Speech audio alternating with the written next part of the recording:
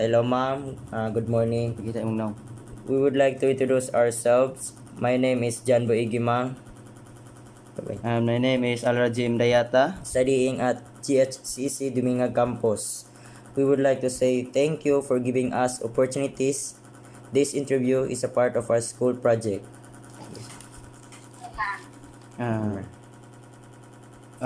For the first question, ma'am, in what country are you currently residing in? Or asa ka nga lugar karon nga nagpuyo? First of all, let me introduce myself. My name is Guarda Mamento, 42 years old, and currently I'm working in the part of Middle East, which is Saudi Arabia, Jeddah. Okay. And the second question, ma'am, is how long or how many years are you residently in that country, in Saudi Arabia? Well, the first time I came here is 2009, so it's been 15 years. 15 years. Yeah.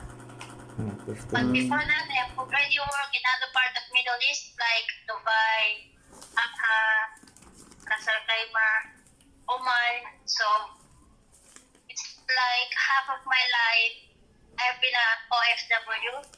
I worked at the early age of 21. And the third is, are you alone or with your family in residing that country?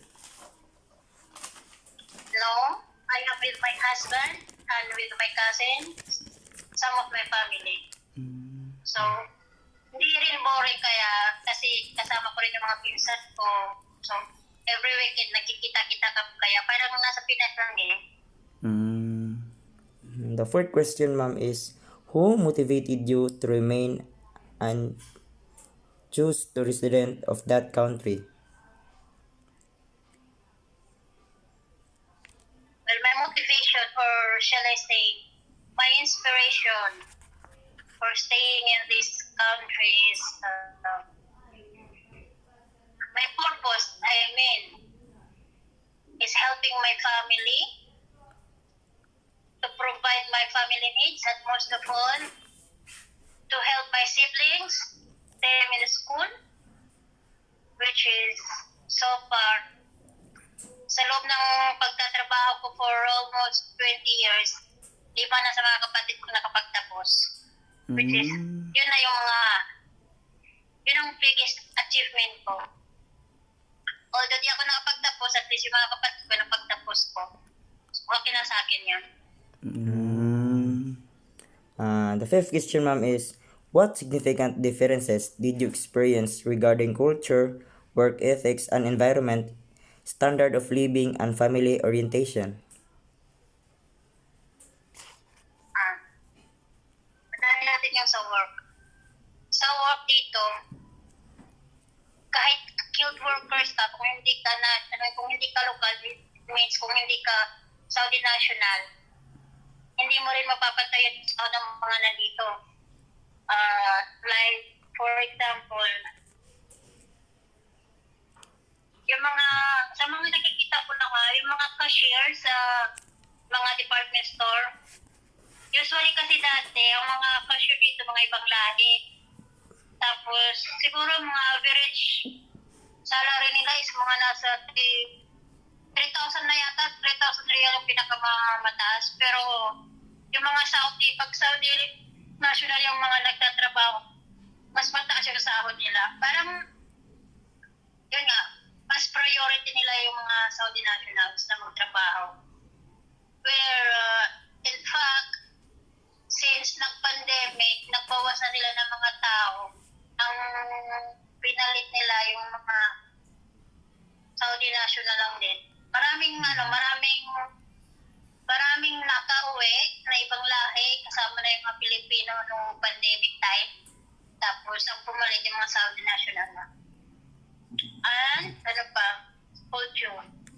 Iba-iba yung culture dito eh. Pero, I think, ilang taon na nag-start na silang mag-adapt ng pagiging independent. Ginagaya na nila yung Western na pamumuhay. Kasi dati, bawal talaga yung alcohol dito bawal yung sayawan, bawal yung, basta lahat yung, syempre kasi Muslim, Islam country to so maraming bawal.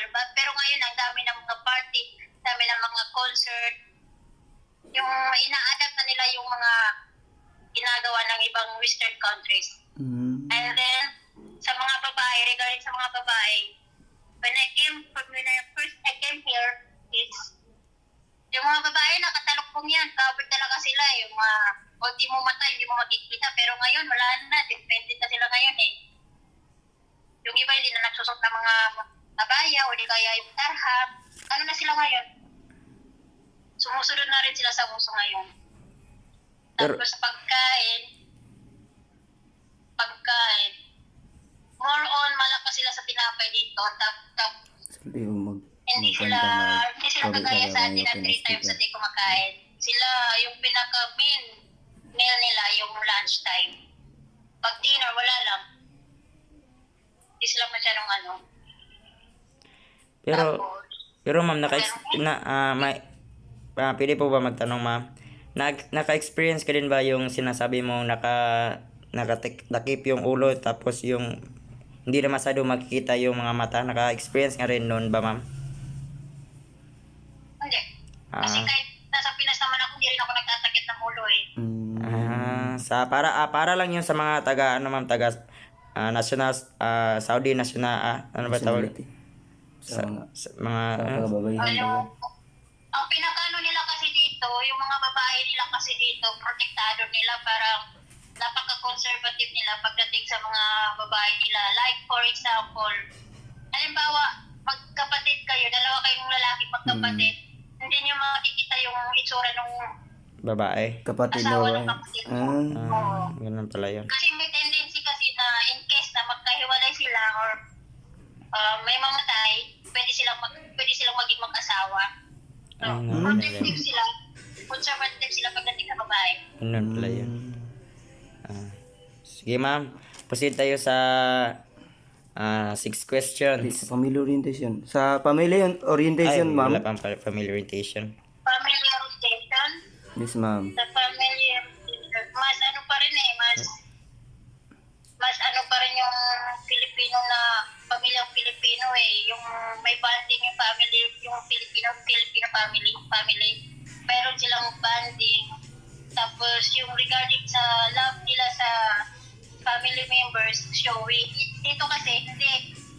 Nagkikita-kita lang sila dito every weekend. Mostly every weekend. Yung iba, hindi rin naman sila pumupunta. Tapos, ano pa? Hindi sila affectionate ba? Hindi showy yung pagmamahal nila sa family members nila. Hindi kagaya sa atin.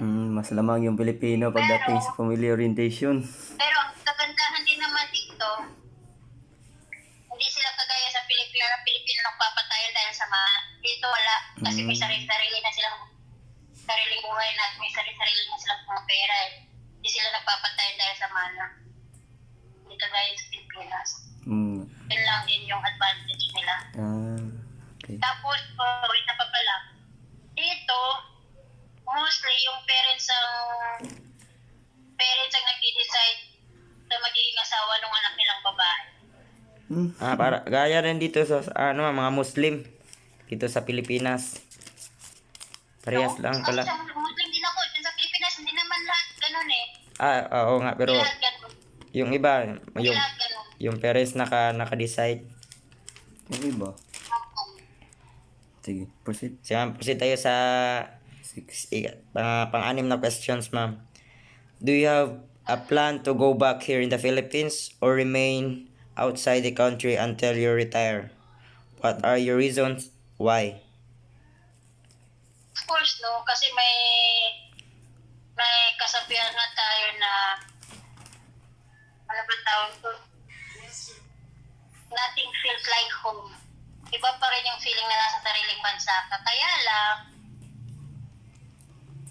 what's the reason kung bakit di pa ako umuwi is unang-una financial. Wala akong source of income.